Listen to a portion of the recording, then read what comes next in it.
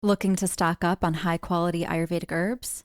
I've partnered with two of my trusted sources, Kerala Ayurveda and Gary and Son, to offer you 20% off their entire range of authentic products.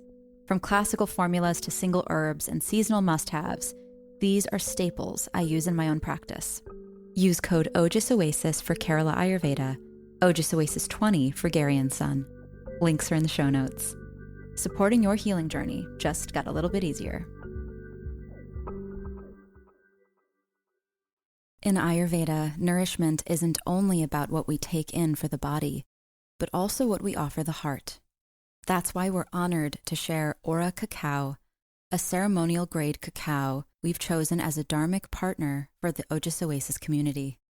Aura Cacao supports meditation, heart-opening rituals, and moments of conscious presence. As an exclusive gift for our listeners, use Ojas Oasis 20 for 20% off, and you'll find the link in the show notes.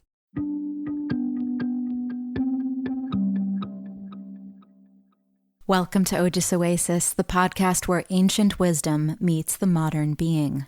I'm your host, Sasha Brashadsky, Ayurvedic doctor and guide on this journey into the heart of holistic wellness.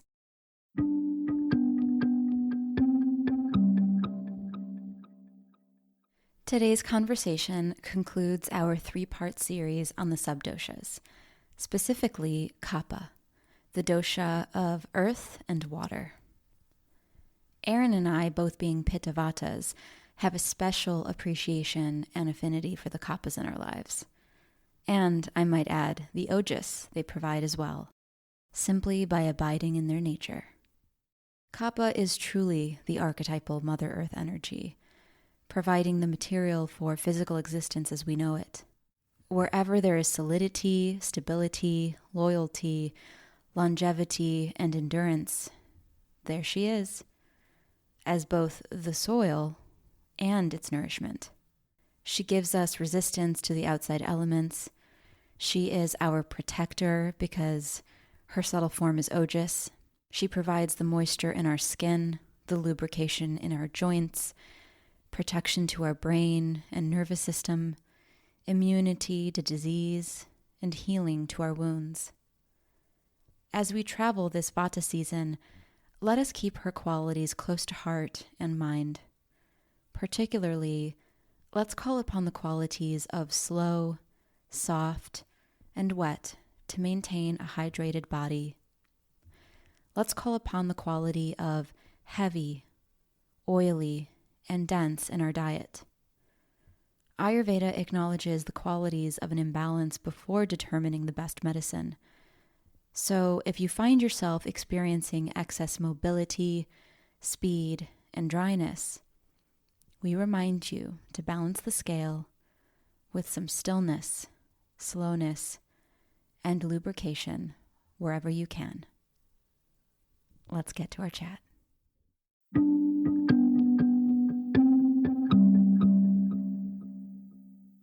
Is that better? That's definitely better. Okay. Yeah, La cool. la la la la la la la la la la la. Okay. Keeping that for sure. No. Is that good? Yeah, we're good.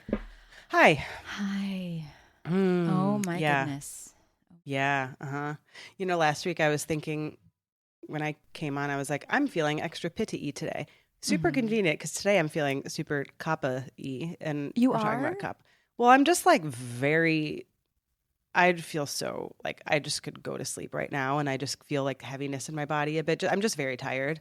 And so I feel like I want to have a day where I am just, I already went out this morning and did yoga and stuff. And then I came back and today I'm like, I just want to stay in my room with candles and work and like just kind of have a cozy, tired day and then go to sleep ASAP. We're on the same later. page, per usual. Yeah. Yeah. I mean, that was not me last week. I was like all fire last week. But today we're tired. And today we're talking about Kapha. So Yeah. I guess I'll kind of lead us into where we intend to go today. So like I said, last week we talked about Pitta quite a bit. And the week before that we talked about Vata and generally a lot about the doshas. You did like a really nice review, I think, like a good a good step back into Ayurveda and the doshas in general last week. That was really, really helpful and nice. And then we've just been like double clicking into each of those doshas the last couple of weeks, which has been a nice little mini series. And so today, Kapha gets some love. So we'll talk about those sub-doshas today, as well as a bit more about Kapha in general and what that means, especially in this season or in Vata season. So it's Kapha Day. Kapha Day. And it is like officially cold out now. There's no it is. transition. Yeah, it's hat Transition's season. done. We've been Yep. Yeah. And November 1st, I posted on my Instagram the video of Mariah Carey thawing out from the big like glacier because she's the Miss Christmas. It's just so funny. Every year she does a different meme.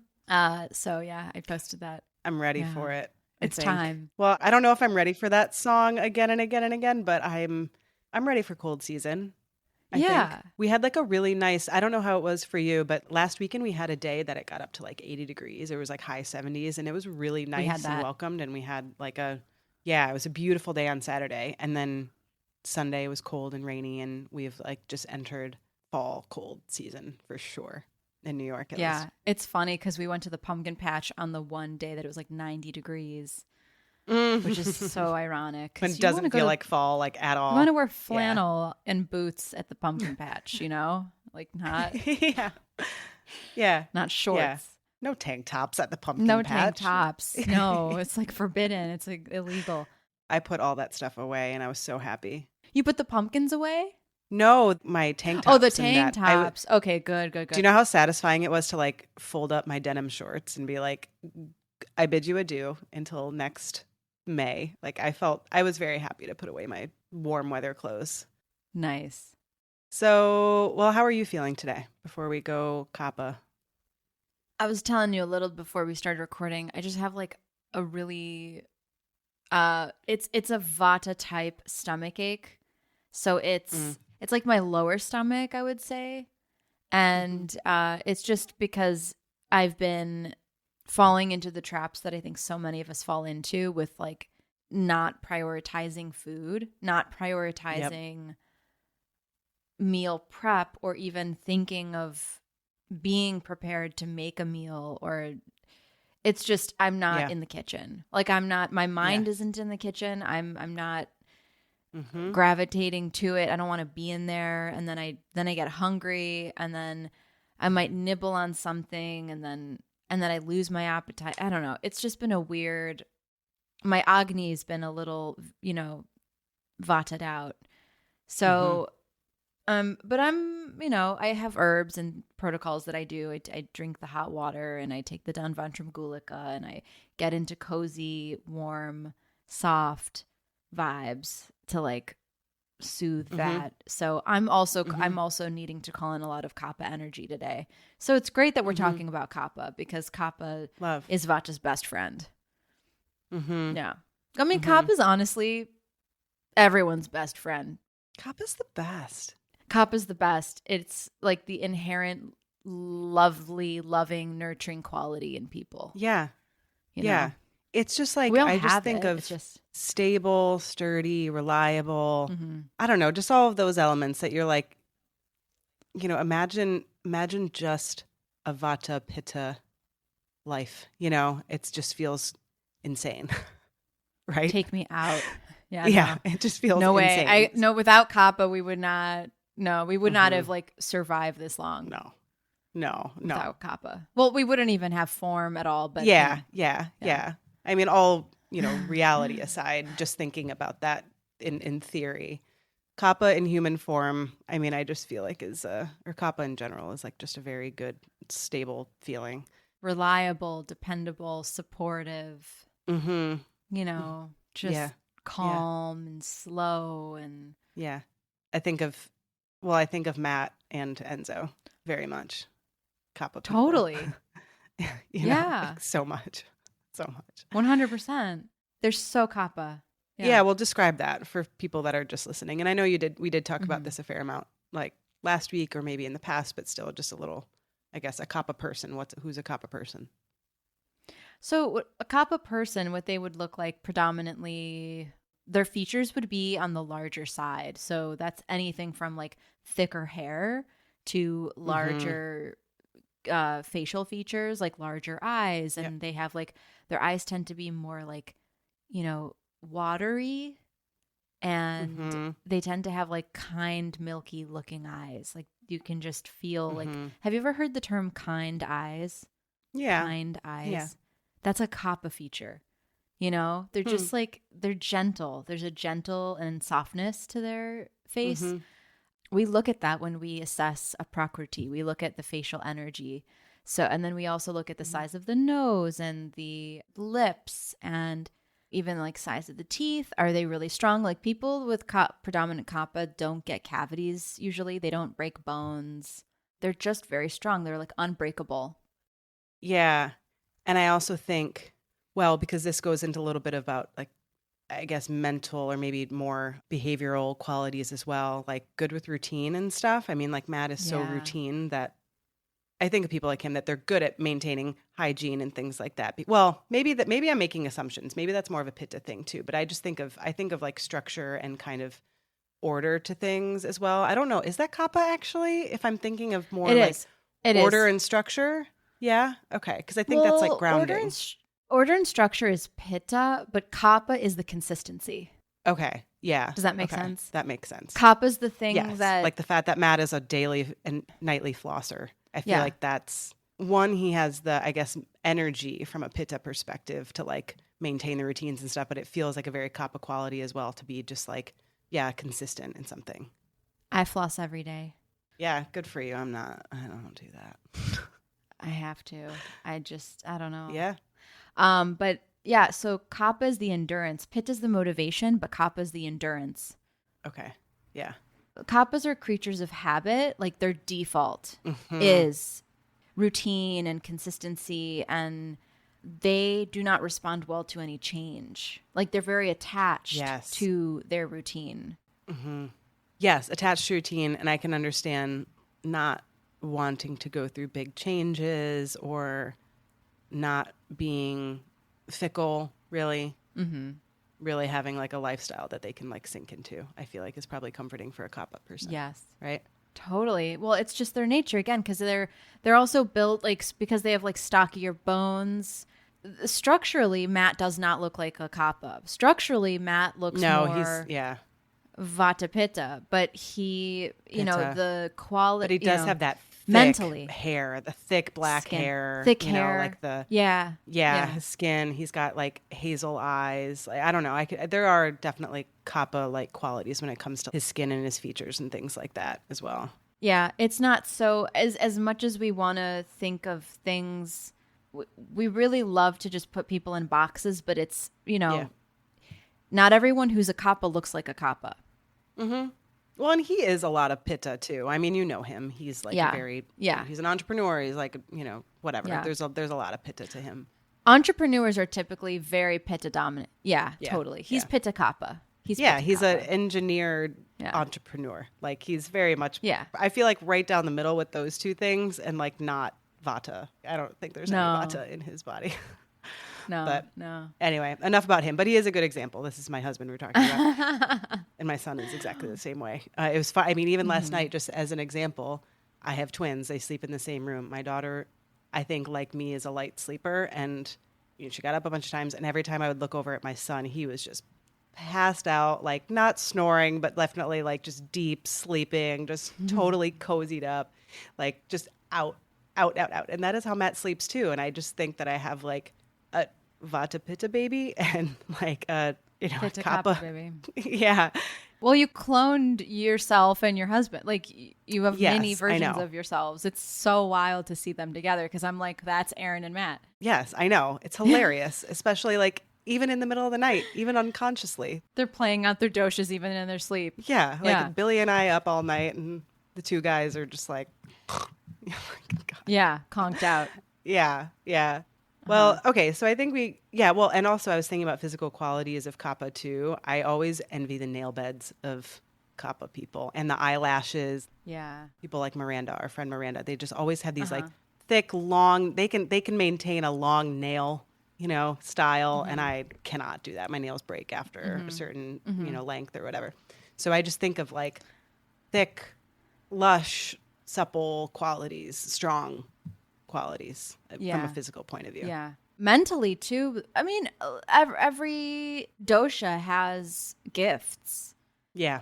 Kappas are just, they tend to be like, as far as beauty standards go, modern beauty standards, Kapha really has defined the beauty trends of, I guess, like circa when Kardashians became popular because they're so Kapha dominant. Like they've got these like voluptuous, like curvy Kapha features that everyone's trying to emulate. So everyone's getting these like fillers, injections, extensions, fake nails. Everyone's trying to create fake excess tissue to emulate Kapha qualities because that's what we're seeing on TV, and that's what we're seeing in the commercials and stuff. And breast implants, everything is like, okay, make more tissue, make more Kapha tissue. So, but there's beauty in the vast differences of body types. We can't just all look one way. I mean, that would be so boring. There's beauty in every single, like, I don't know. I look at a lot of women who got the plastic surgery to look more Kapha, and I'm like, why? You were perfect before.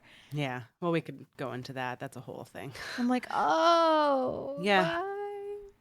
So yeah, but that's another aspect of Kapha that is relatable in our modern culture, is just aesthetically what Kapha represents is like this very abundant, watery, luscious, like feature. Have you ever? I guess you would know, but like Vata Kappas are really interesting. That dual dosha. I can't even. Who? I know some like, of those. Do you know any that I know? Yeah. Like I just can't think well, of my it. friend Monica, who's gonna come on next week, she's Vata Kappa. How? I can't picture it because they feel like opposites to me in many ways. So she's extremely nurturing and loving, but she's all over the place.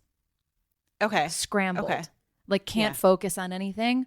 But like when she's present with you, there's this really deep, loving, nurturing presence. Okay. Her room tends to be like there's stuff all over the floor. You know what I mean? Like there just tends to be disorder around. There's some scatter. But she's so grounded internally. At least like at the there's this Kapha core essence that it's an interesting duality there playing. Yeah. Yeah.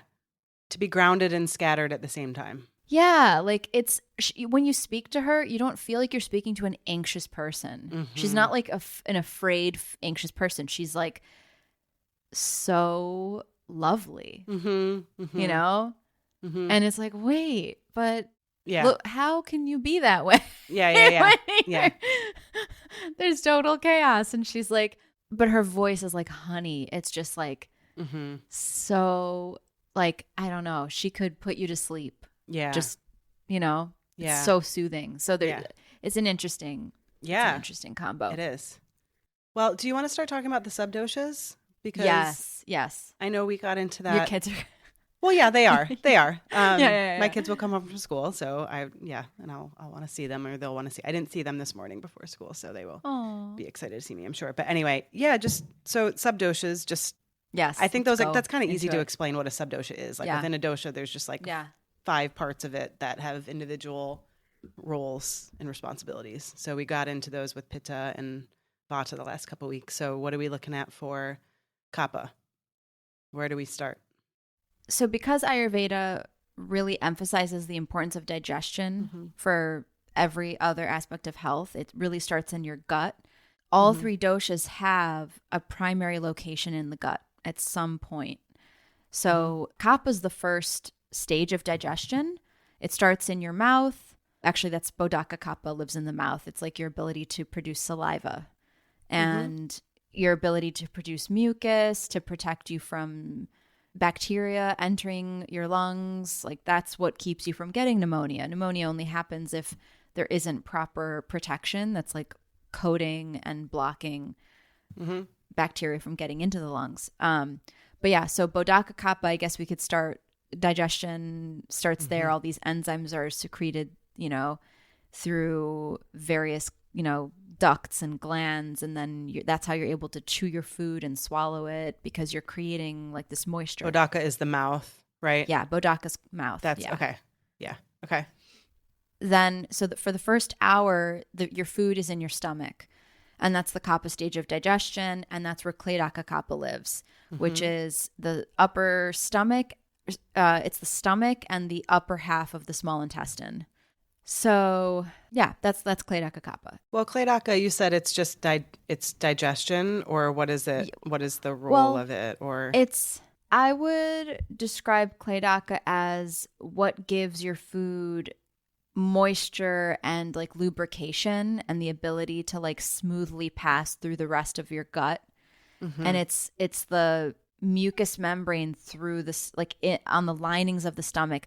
If we didn't have Kledaka Kapha, the acid in our stomach would like burn our guts out, from the inside. I don't know, like there's probably a more graceful way of saying it, but that acid in our stomach is so powerful. It would permeate through the stomach lining if we didn't have Kledaka to protect it. So that's the role of Kledaka Kapha in the stomach. It's also to like get all the food ready to go through the small intestine. So Kledaka really creates that like barrier and protection. And again, think all the qualities of Kapha, like protection, structure, lubrication, watery element. Because without Kledaka Kapha, all your food would just be like dry, and that'd be really painful to try to get that to pass through the rest of the like deeper part of your gut. Yeah. Okay, that makes sense. Yeah, like if you were to put your clothes in the washing machine, but no water, no water like was actually washing it. It was just soap in there, being like turned around. It wouldn't work. It wouldn't wash the clothes. Yeah. So that's Kledaka. I hope I covered that decently. So we got Bodhaka Kapha, Kledaka Kapha, Tarpaka Kapha is in the mind. So again, like all those interstitial fluids of the body are all Kapha. So cerebral spinal fluid, protecting the brain, protecting the mind. And then in like the more subtle qualities of the mind, I would say Kapha gives, I feel like I'm repeating all the same things for all the different parts of the body, but it really is like that specific aspect of yourself. Yeah. It's the thing that grounds you in times of change. The Tarpaka sub-dosha will provide calmness in the chaos. It will provide a sense of knowing that things will be okay, and faith, and it's like nourishment for the nervous system. Yeah, and I would also say resilience. Okay. Yeah.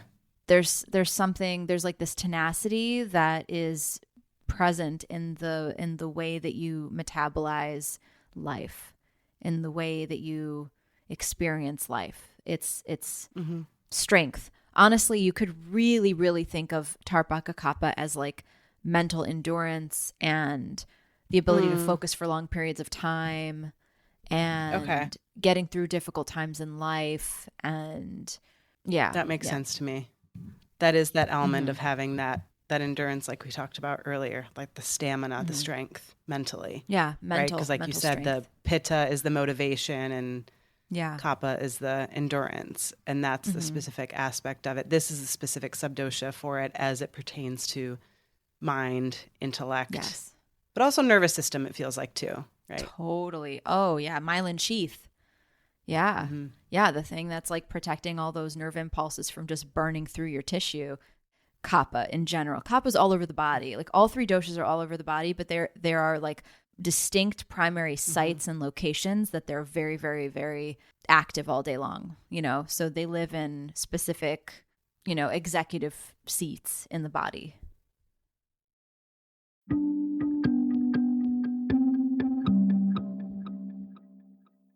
Okay, we're back, part 2. Hopefully this will all just seamlessly fit in, but if for any reason we need to state, this is part 2 of us trying this because we have had tech issues. So we are going to continue our conversation on sub-doshas of Kapha. We have gone through the first 3 thus far. I know you wanted to mention one more thing about one before we moved on to the remaining 2. So what did you want to add? Yeah.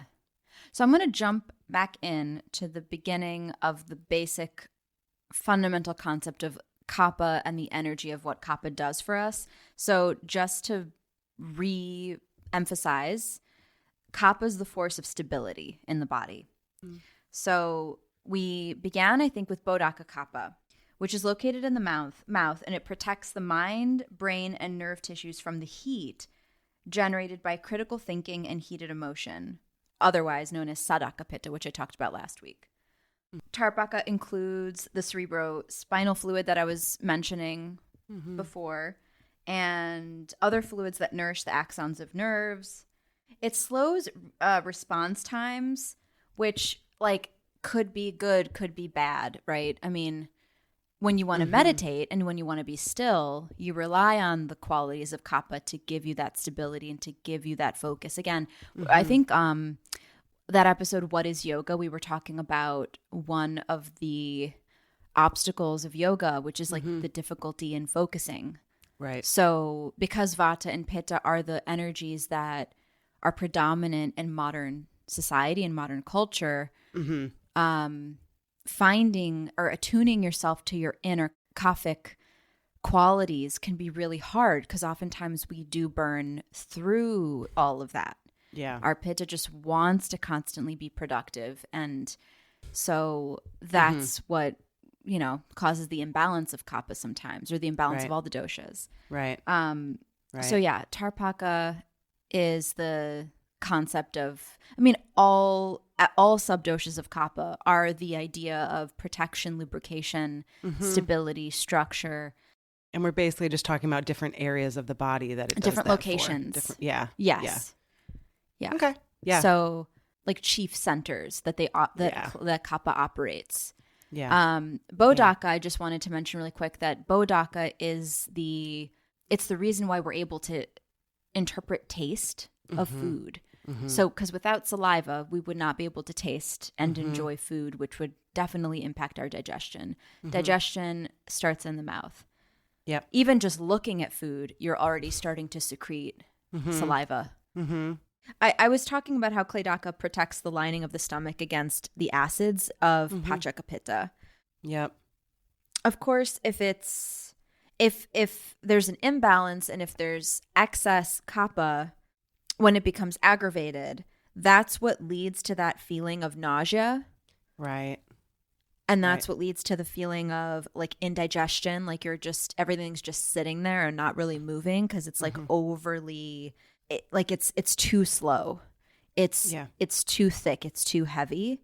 Yeah. So sometimes, when Kledaka is aggravated and in excess, Pachaka Pitta can kind of slow down, or AKA your metabolism slows down. So that's why some people, they have difficulty losing weight because they may be eating foods that are Kapha aggravating. It's too much dairy. It's too much, specifically people love cheese, all year round. People want to eat cheese and milk and yogurt, ice cream. Yeah.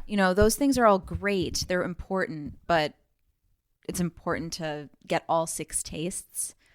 And a lot of people just prefer the sweet, salt, and sour taste. And they totally neglect the bitter, astringent, and pungent tastes. That's me. Same. Yeah. Although I do enjoy bitter sometimes. Like coffee, I like bitter.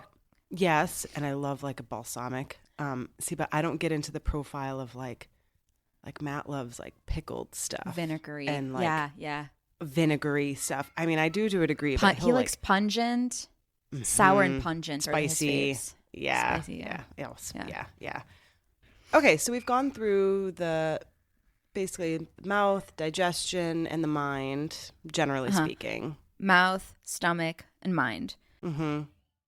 Okay, so then we can move on to Avalambaka, So you can think of Avalambaca. First of all, it's located in your chest. It protects your respiratory system. I was talking about earlier how Tarapaka is like that cerebrospinal fluid, and it's what creates all the moisture in your nose. It keeps everything lubricated in your mouth, in your nose, like everything in your head. All lubricants of your head are Tarapaka. And then Avalambaca is really the inner lining of your respiratory system. So like the deeper respiratory system. Okay. So like the the mucous membranes of the lungs and the bronchial tissue protects against infections, allergies, and generalized weakness. Of course, what's gonna impact that is like if you smoke a lot, right? Yeah. Or if you just are in an area with a lot of pollution in the air and it's just slowly eating away at that Avalambaca. Yeah. That will decrease Avalambaca, and then on an emotional or subtle standpoint, it's grief. So the chest or the lungs are the storehouse of sorrow. And when people have carried sorrow for a long time, you can see how in their chest area, it's very thick and tough. Yeah. It's because it's all living in there and nothing's been released. So it's really important to open that heart chakra up and let things come down and out and flow and cry and release. Yeah. Well, two things came up. One, the question of whether the heart is involved in that. I mean, we don't need to get to like too specific, but I don't know if it was like lungs and the heart. So the heart is impacted. Lungs and heart. Lungs and heart. Okay. So everything in that kind of cavity. And that made me think of, as you were talking about, as soon as you started talking about heaviness in the lungs, I started thinking about the emotional impact. So I'm glad you started mentioning that. Just, I think about how that would affect your breath, how that would affect your heart, just the heaviness in your chest, how that would... It blocks your breath. Like it blocks the channels. Yeah.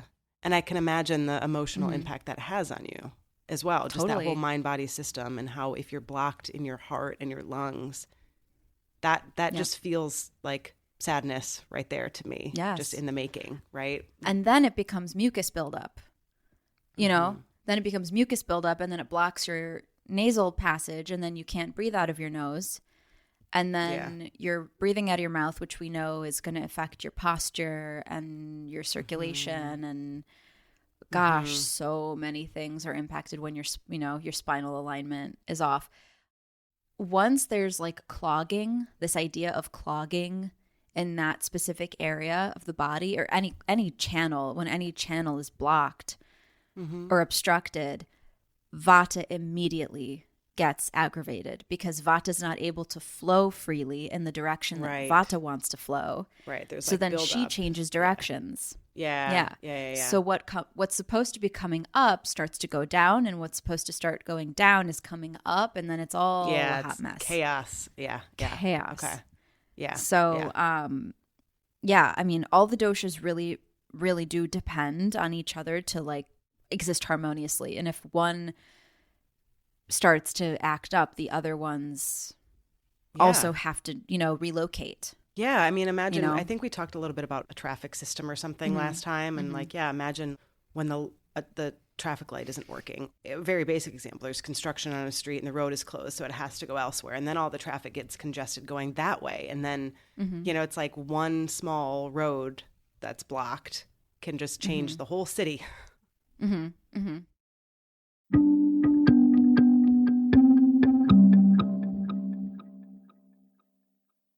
Okay, so we talked. Okay, Avalambaca.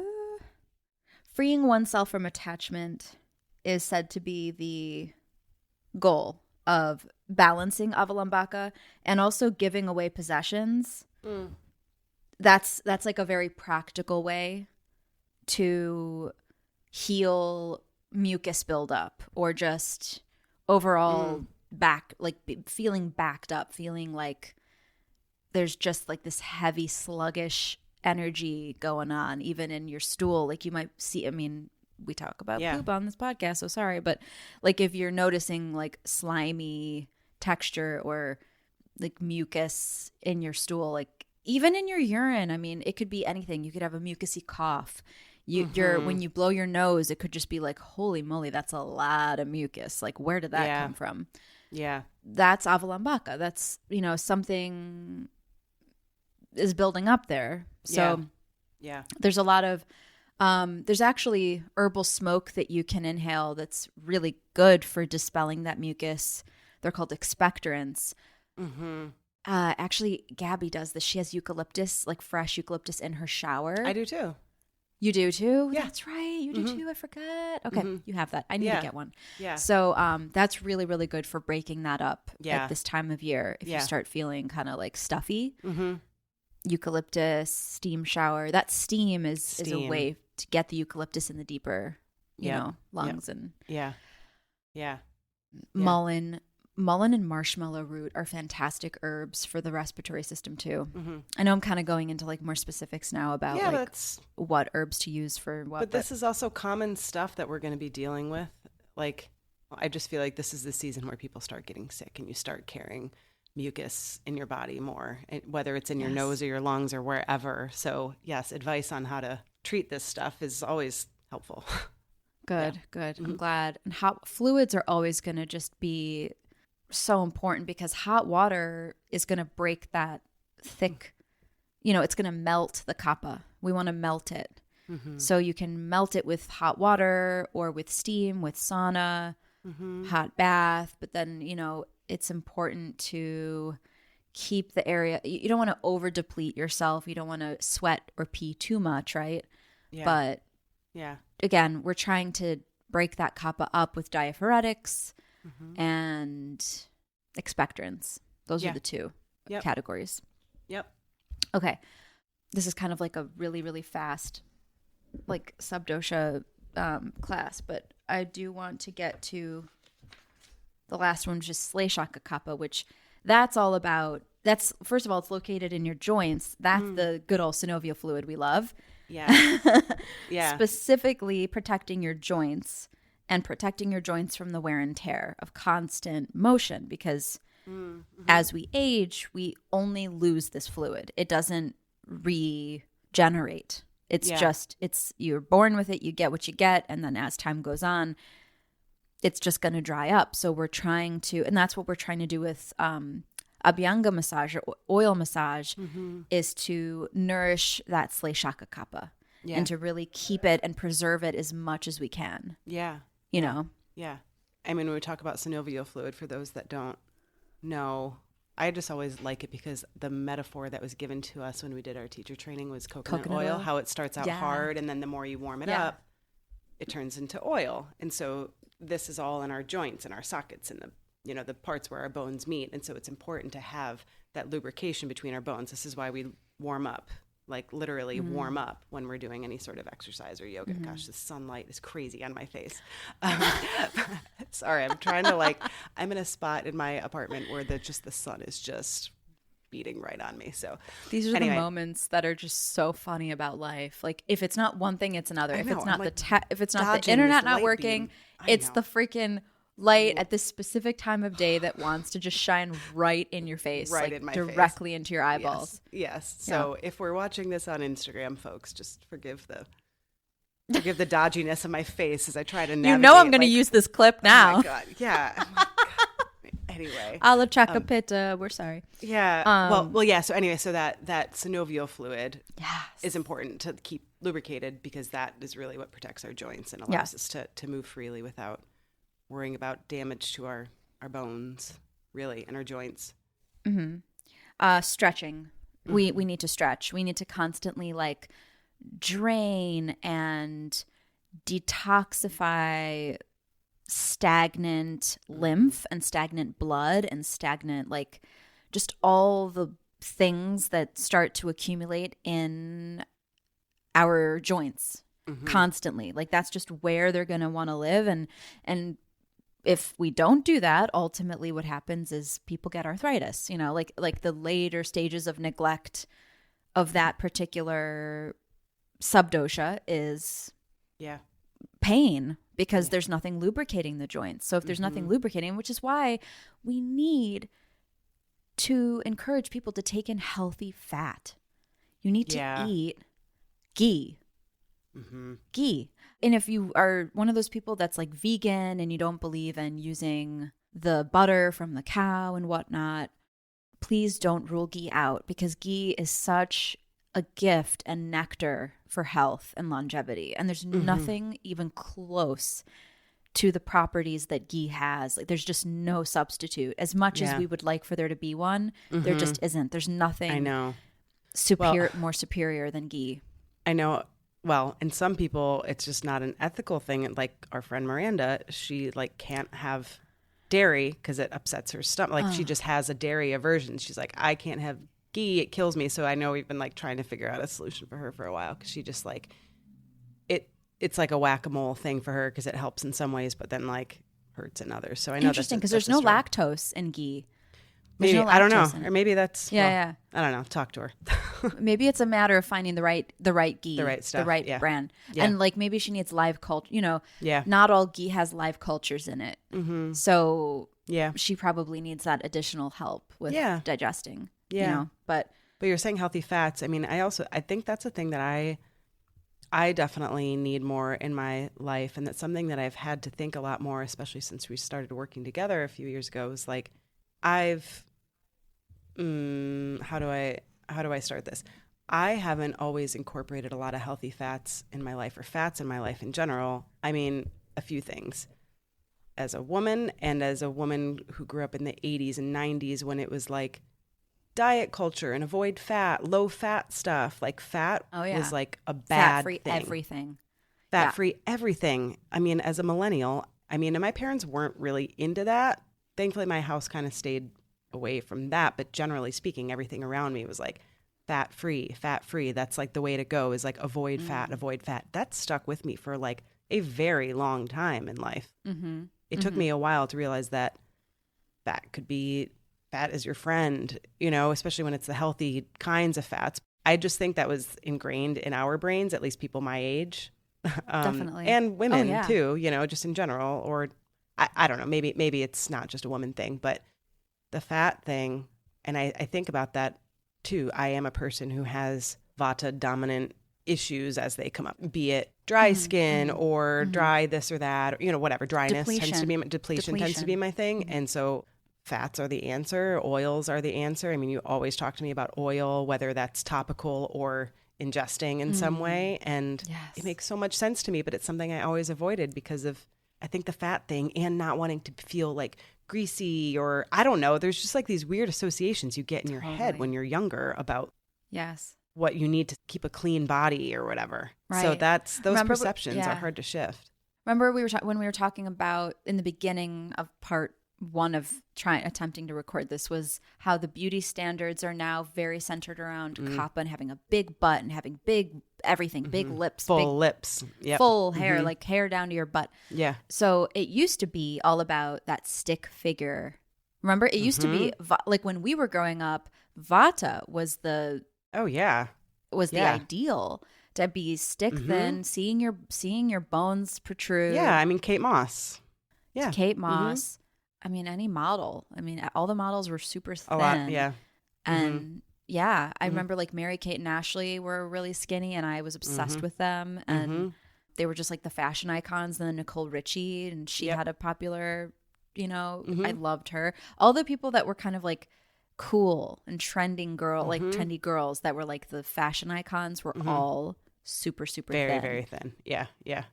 So that was then, and it's interesting how those things affect our minds, our diets, our choices. Yeah. And our aversions to things.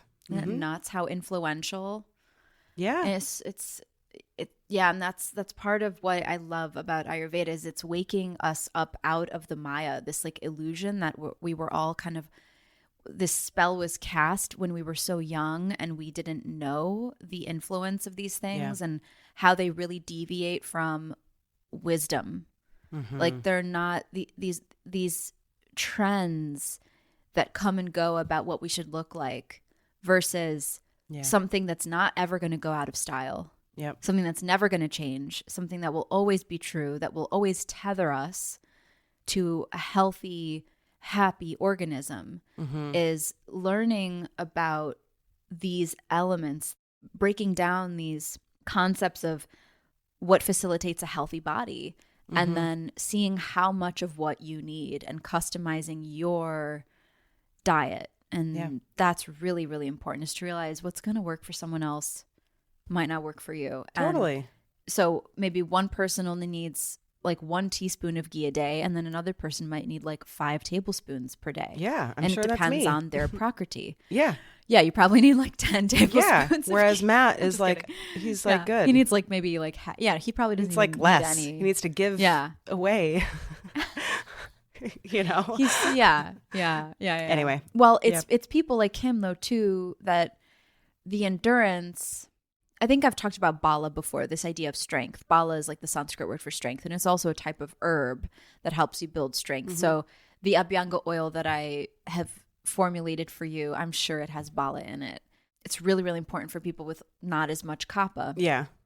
It's sitting in my medicine cabinet somewhere collecting dust because I'm terrible at using it. I know. It's so bad. I'm so bad. But I just have, it's hard for me to do that one thing. Don't know. Anyway, we don't have to talk about me. But yeah. Okay, so we started talking about oils and fats and that sort of thing. But that was with regard to, what was the last one we were just talking about? Sleshaka kapha. Okay. Sleshaka. Okay. Yeah. Okay. Isn't that fun to say? So joint stability and Sleshaka. Sleshaka. Like slay. Yes. Got it. I like it. Okay, so I think that's all of them. And the bursa that exists between tendons, that's also Sleshaka kapha. That makes like sense. in your kneecaps. Yeah. And in your shoulders. Yeah. That makes sense. Yeah. The bursa. Yep. So there's also like panchakarma bodywork therapies that help with this. We could have a whole episode about panchakarma, but Pindaswedana is when you take different herbs in a poultice. Like you have a cloth, you might put some rice, you might put some garlic, you might put some other types of leaves in there. Then you tie it up real tight. You tie it into like a little ball, and that becomes like a little like cute little satchel, like a tight little ball satchel thing called a pinda or a poultice. And then you dip it in oil or in milk, and you start to like tap along the whole body, and you're trying to, and it's heated, it's warm. And it's the whole point. First you do Abhyanga, you cover the person in oil, or actually if you have a kapha imbalance, then it's like a dry. So again, it always depends. The body work, the herbs that the body worker is going to use, whether or not it's going to be just a dry, just like how like such a different experience to have a dry sauna versus a steam sauna, totally different experiences. Yeah. But Pindasveda, for those who have pain in their joints, it's an incredible therapy to treat joint pain. And because some people, it's like, well, they're in their 60s and they just heard that fat is actually good for you, and their whole life they've been avoiding fat. Yeah. Now what do they do? So sometimes the damage, it's just it's done, and you gotta like, you need help. Yeah. So I really recommend that. But yeah, fat. I mean, bone broth.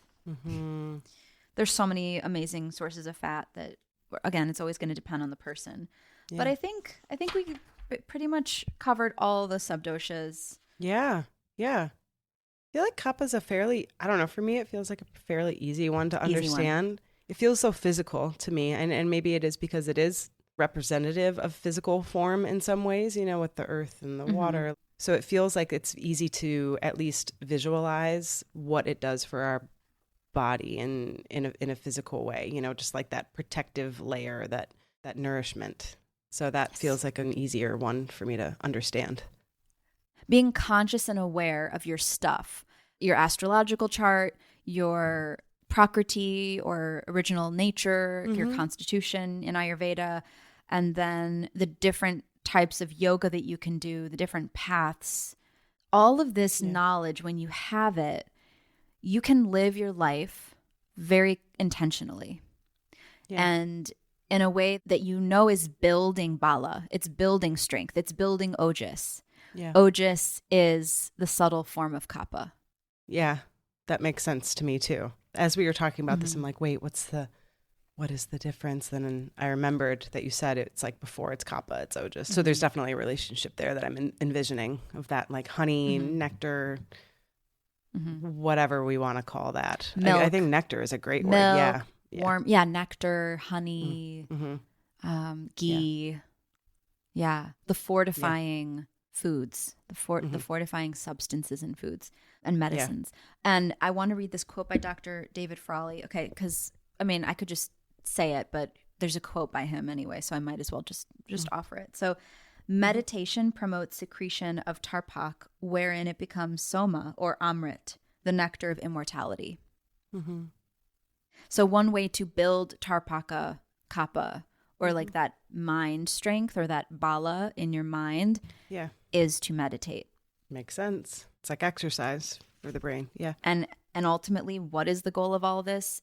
It is longevity. You know, we know we're all going to pass one day, but we want a full, you know, want to maximize and optimize the time that we get, because we got a body.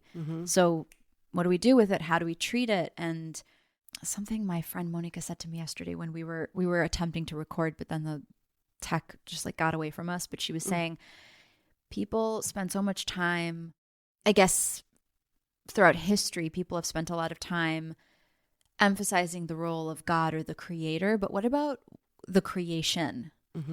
Right? Like, what about the things that have been made out of God? And if we all come from the same source, energy, how we treat ourselves is a sadhana. It's a spiritual practice. Yeah. To take care of your body. I mean, this is a beautiful creation. And then the mind gets distracted, you know, with all the things. Yeah. And it's so difficult to rein it in because we want to see and experience and taste and feel and touch. But the body has, I don't want to say limitations, but like it requires consideration. It requires attunement. It requires maintenance. It just the daily small things. And that really adds up. And which is why I'm always saying, like, okay, if you can't cover your whole body in oil every day, how about like literally start with your fingers or like your hands or just your joints? Like just do the little things. But as long as you can do the little things consistently, you can build on that over time, you know, but like developing that initial base gives you the momentum and it makes you just feel good when you're taking care of yourself. I don't know about you, but like the little ways that I show up for myself each day with my skincare routine, when I do my abhyanga, I don't do it every single day. I used to do it every single day, but now I'm doing it like 3 or 4 days a week. But when I do it, I feel there's something really spiritually grounding about it. It's not a physical, superficial activity because I'm connecting with myself in a way that's, this is like my temple. So I'm cleaning it, you know, just like how you clean your house, you know, it's like, I'm paying respect to the space that I live. Yeah. You know? Yeah. And we live inside these bodies. Like this is our first and foremost home. And then our room, you know, then we make our bed and then we wash our clothes. But like first, do you need to exfoliate? You know, do you need to moisturize? Yeah. Do you need to bathe? Do you need to shave? What do you need to do to like, do you need to drink water? Like these like small things. And even just drinking water, sometimes I feel really, really proud of myself because, you know, it's easy to forget. We're bombarded with other priorities all the time. So yeah, I guess to sum up like the whole sub-dosha series, which is concluded today by Kapha, I just want to say it really does matter. Like the little things really do go a long way. It's not just a saying. It really is true. And you'll notice it. You'll notice those small, subtle differences when you bend over and try to do yoga and like your hamstrings just feel better or your knees, you know, like you'll just feel more supple. Yeah. And you'll also be able to tolerate stress a lot more. Yeah. Well, that translates to your mind and your nervous system. Everything. Yeah. Yeah.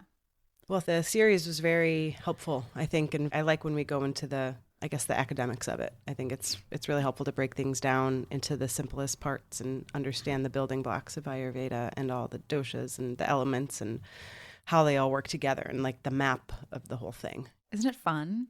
Yeah. It's a language. Yeah. I mean, it's an entire Isn't system and an entire, yeah, it really is. I've got to get going. We won't be live next week together. We might have skipping a week. Something else that we share. In the meantime, I'm away, but we will be back in a couple weeks. Again, maybe we'll share something older in the meantime or have another conversation that we'll share with you, but we're going to take a little mid-November break because I'll be away. But anyway, so I'll miss you next week. I'll miss you, birthday girl. Happy birthday to you. Not yet, but like in a couple days. Yes. So you get back on the 12th? Yeah, I'm back. I'm gone for a week. Okay. And then, we'll figure things out once I get back. But yeah, hopefully Wi-Fi and sunlight and all the things will be working in our favor that day. But such is life. I hope you have an amazing birthday. I know you will, but oh yeah, whatever you wish for this year, you deserve, and may it come to you effortlessly and abundantly, because you give so much. You're such an incredible person. I love you and so grateful for you as always. Yeah. I'm grateful for you too. Thank you. All right. Well, we will talk before I zip out of here. But thanks again for the lesson on Kapha today. It was a good one. All right. I'll talk to you soon. We all need a little bit more Kapha these days. Yeah. Love you. We sure do. All right. Bye. Before you go, if you're ready to dive deeper into your healing, check the show notes to book a 45-minute exploratory call with me. If you mention you're a subscriber of the podcast, you'll get 50% off your initial intake consultation. A 2-hour deep dive, normally $400, now just $200. You'll also find exclusive 20% discounts on trusted Ayurvedic herbs from Kerala Ayurveda and Gary & Son. Just click the links to apply the savings automatically. Ojas Oasis is a labor of love, a podcast born from a deep desire to share the timeless wisdom of Ayurveda, Vedic ritual, and holistic healing with seekers around the world. Every episode is carefully crafted to bring you inspiring conversations, ancient insights, and practical tools for living a radiant, balanced life. If the show has nourished your spirit, helped you feel more seen, or guided you on your healing path, you can now support our work by buying us a coffee or golden milk. Your support goes directly toward producing high-quality episodes, keeping the podcast ad-light and mission-focused, expanding our offerings to serve you even more deeply, and whether it's a one-time cup or a monthly offering, we are so grateful. Click the link in the show notes to support the podcast and keep the wisdom flowing.